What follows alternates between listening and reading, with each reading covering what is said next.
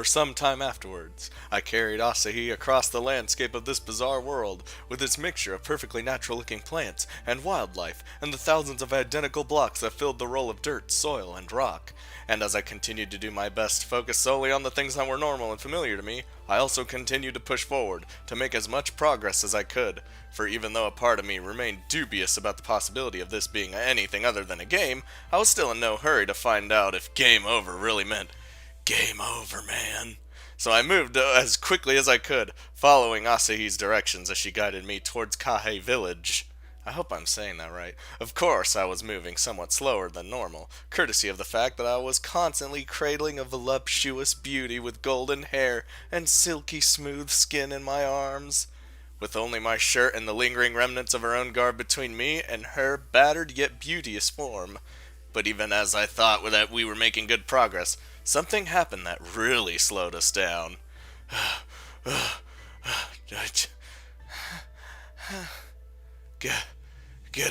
Getting close. Very, very close. Wow. I swear, I felt like my entire body was on fire. Every muscle was screaming in protest. My bare upper body had been scratched and bloodied, and my breath came in ragged pants, and sweat rolled down my frame. And it was clear that Asahi was also near her limits. The shirt I had lent her was soaked with her own perspiration. Her cheeks were flushed, and her features contorted as I continued to thrust ever closer to our goal. I hate the word thrust. Gritting my teeth as I realized that it would soon be upon us, I pushed forward once again, elocuting a pained whimper from the woman I carried.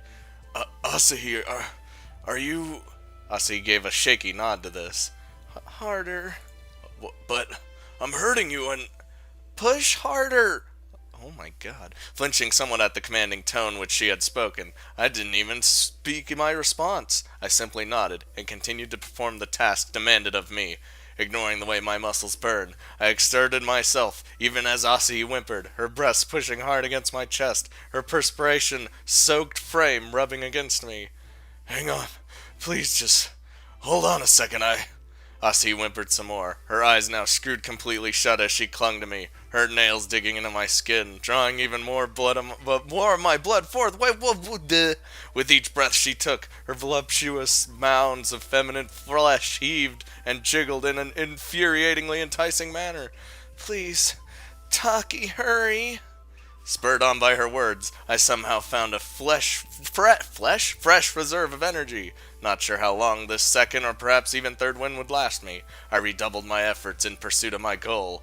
Just a bit more. Oh no. Asahi cried out in my ears even as I found our goal. My wearied and tortured frame fell to its knees, the beauteous warrior still in my arms. Panting and heaving breaths of sheer exhaustion, it took everything I had to lay Asahi down before me in a gentle manner as possibly before my body gave out, caused me to slowly fall upon her as well. Too exhausted by our efforts to even protest, Asahi simply lay panting on the ground as I once more felt her magnificent bosom pressing into me, her skin ablaze as well. I could practically feel myself burning as the two of us lay there, me on top of her, sucking in deep, desperate breaths of precious oxygen. What the fuck is happening? As I continued to lay sprawled upon Asahi, a portion of my mind realized that, yes, it might actually be a good idea to get off the wounded fighter. And so, with my body screaming in protest in more ways than one, I grunted with effort and forced myself to roll off of her. As I came to lie at her side, I looked up into the sky that was framed by the many leafy branches above, too spent by my exertions to do much of anything for the moment. That was... I know. Nodding to this, I gathered my thoughts a bit before turning to her once more. Are you sure that going through all these bramble bushes was a good idea? Prompted by my question, Asahi forced herself to look up a bit of the path we had taken. Some time ago, she had urged me to break away from the clear and obviously well-used path that led me through the forest, and it instead pointed me towards this shortcut through dense patches of bushes and plants, and claiming it was a shortcut, the fastest and safest way of getting to Kahe village. Courtesy of the many thorns and brambles that the two of us had encountered along the way, I was certain that whatever we had gained into taking a more direct route from point A to point B, we had lost in terms of sheer pain. It it wasn't my first choice either, but we couldn't have afforded to stay on the path we had been using. It would have taken us at least 2 hours longer in order to get back home, and it would have also increased the chance of Darklings being able to overtake us. At the very least, I was hoping that they wouldn't be any more eager to go through all the thorns and bushes than we had been. I thought back to the past several minutes, a veritable eternity of pushing and thrusting and fighting my way through all the vines and thorns and brambles. Well, look. And I could definitely say that if I had been one of those Darklings, I would not have had any interest whatsoever in chasing anybody through that botanical nightmare. Maybe, but look at us. We're an even bigger mess than we were before, and as I trailed off helplessly, Asahi gave me a slight nod. I know, but even if any of them are still following us, it will likely take them a while to find us again. So, I think we can rest for now, for a few minutes at least. I sure hope so, because I don't think I'm going to be able to keep up like this for any time soon. And while we rest, you can explain more about yourself. You said that your father somehow transported you here? I nodded, thinking back to the initial story I had started to tell Asahi. From everything I had seen thus far, the world we were in was some kind of fantasy setting. And given that Asahi had no knowledge of doctors or hospitals, I suspected that concepts such as scientists, virtual reality, and modern technology would have flown right over her head. So in explaining my origins, I decided it best to put my explanation in words that she would understand. Yeah, although that really wasn't what was supposed to happen. Dad's invention, it was supposed to show me other worlds, and even explore them a bit. Me actually coming here, that was a complete accident. I still don't see how it could have happened in the first place. I see. So that's why you were calling out for your parents before. Yeah. Mom and I were visiting Dad and his assistants where they worked, and I wound up testing his invention. And it was a special helmet with gloves and boots that would allow me to walk to another world. You weren't even wearing any helmet or gloves when I first saw you, and the only things on your feet were those shoes of yours. I know. I didn't realize it at first, but I must have lost them somehow when I came here. Or perhaps they're still back in Dad's lab. I really don't understand it at all. Strange things happen when you tamper with forces beyond your ken, as you and your father clearly did. I was really annoyed with this. I mean, how was I supposed to know something this insane would happen? But if you are from another world as you claim, then how is it that you speak the same language as me? Or how is it you're even human at all? If you were on another world, then wouldn't you be something else? Despite everything, I couldn't help but smile a bit at this. I have absolutely no idea. To be honest, I was surprised about that part as you probably were.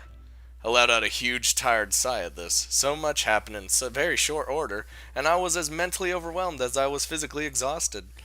I wonder what they're doing. If they've even realized that something's gone wrong. Are they... I'm certain they're trying to find you, if that's what you're wondering. Smiling at this heartfelt encouragement, I turned again to Asahi, who was sitting up herself.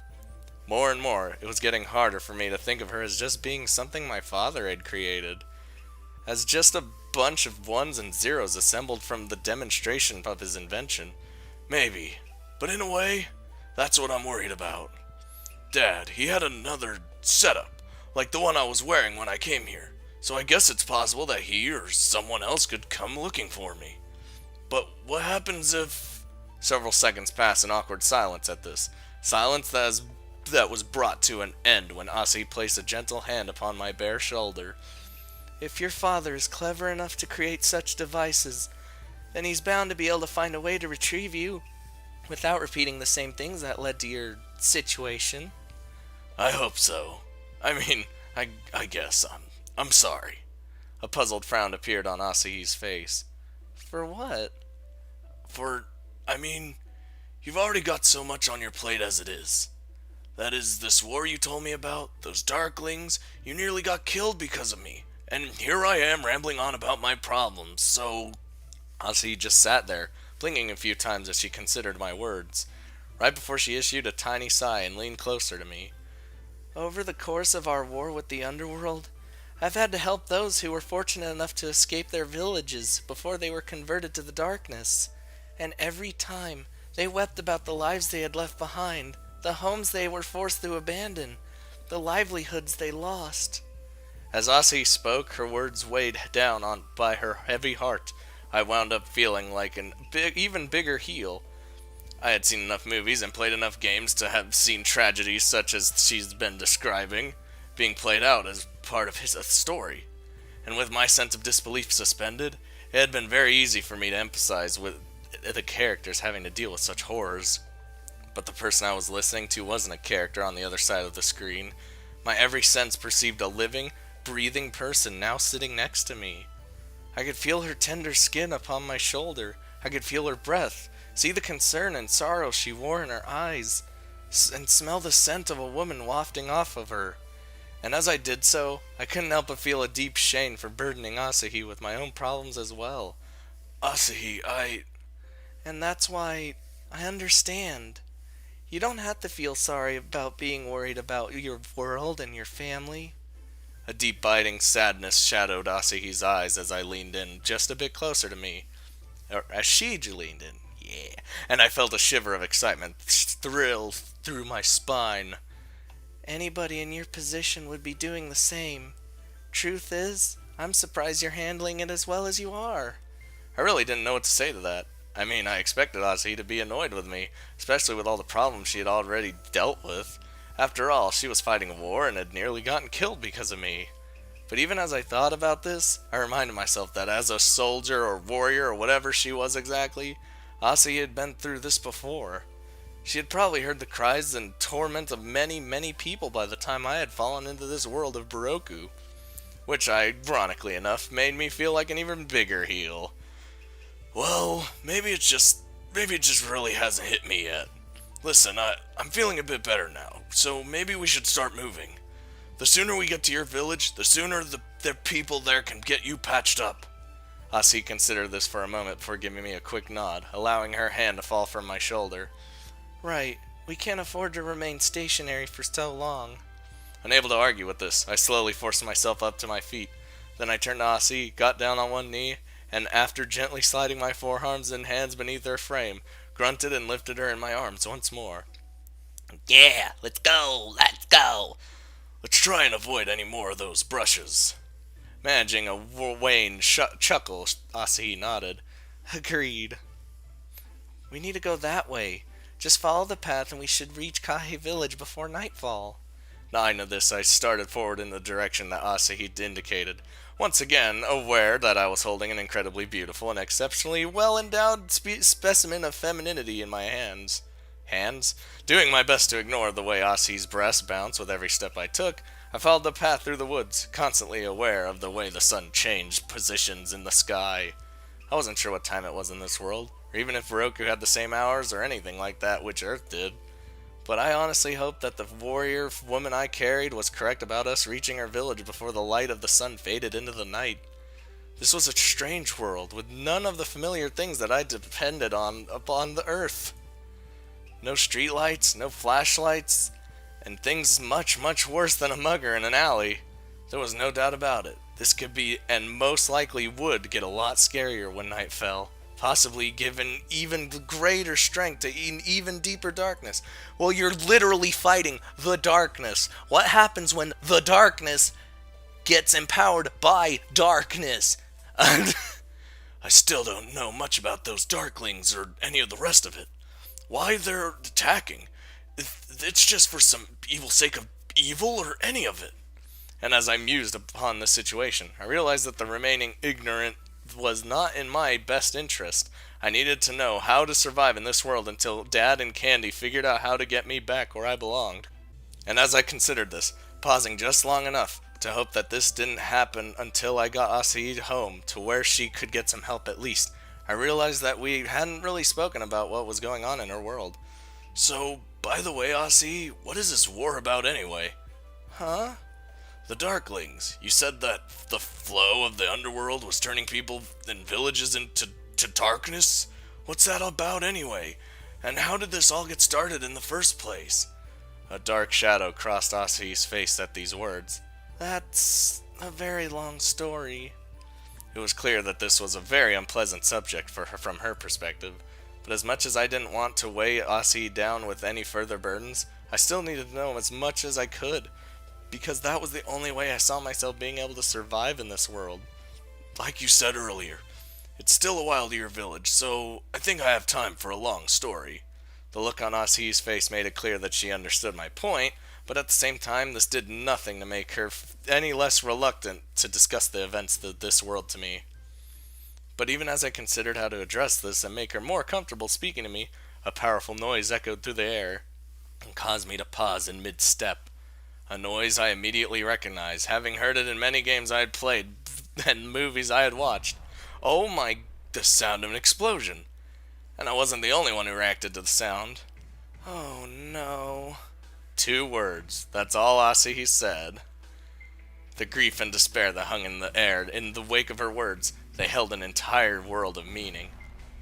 And when a second explosion sounded, and her horror visibly increased, I forgot all about my fatigue, my pain, and instead focused on that sound. And as I did, I took note of the second path that branched off of the one we were presently on, and seemed to go in the direction that the sounds were coming from. Explosions meant 2 things in my mind. 1, and most obviously, that there was danger close by. But 2, and more importantly, that people were in danger, something that Asi's clear dismay immediately reinforced. And so, acting on her sheer instinct, and perhaps a good-sized dose of suicidal stupidity brought on by a lifetime of being able to get out of a jam by quitting a game and going back to the main menu, I started running down the second path, right towards the sound of the explosions. Wait, Taki, don't! There's nothing we can do! I really should have stopped, and under most circumstances I would have, but even as I was running, other sounds rode the winds, sounds of chaos and confusion. Sounds such as screams and pleas for help, noises of conflict and cruelty and laughter and of hideous, gloating triumph. I had no idea what could be done to help.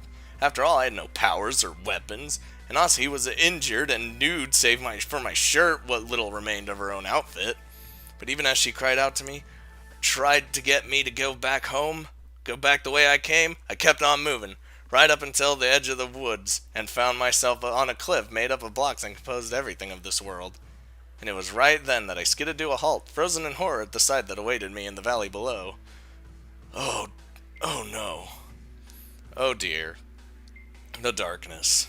I thought I had seen some pretty scary stuff in the past, but what I saw below me made it look like a trip to an amusement park by comparison. Down below me in the valley was a village made up of many blocks in the world.